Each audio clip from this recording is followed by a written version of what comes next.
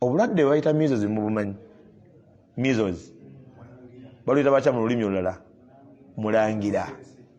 mulangira original name, botanical name ya measles.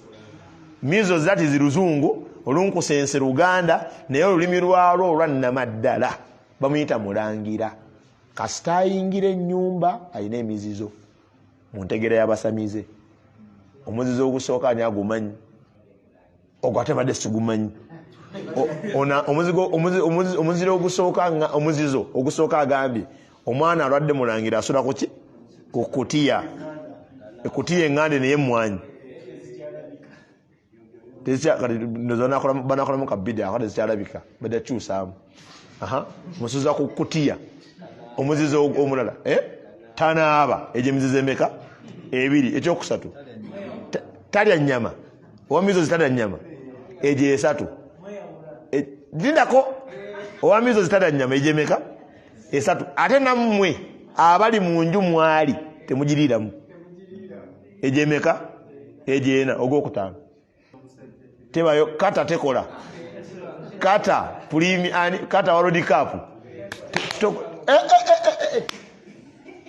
ulira omusiraamu alwaza omwana mulangira essimu eva ewa nnyazaala. Jukira ffe tufuna ebizibu tuddukira mu bazadde tulowooza bonna balimu babitegera buki. Nnyazaala agamba omuwala eddagala bw'oti funa omuzigo omusiige naye temukola ensonga eyo ye maama. Ne boga naddamu wakatikati nakugambye tosiriwala mwana wange ku nkomekezo nakugambye ntya butakola nsonga eyo temugikola ng'omwana ali mu kasolya babiŋŋambako. Nina omukyalo omu bino entujuka you just get possessed ofuna ekikwata nga kirina tekyagala. Kati mbw ate omwana wa measles mbutokola ki? Kasita natunulako mu Qur'ani ne mu hadithi nga sikiraba. Nenziramu nenkebera mu Bukhari nga teyakyogera. Musilimu yakyerabira. Ibn Majah takimanyi.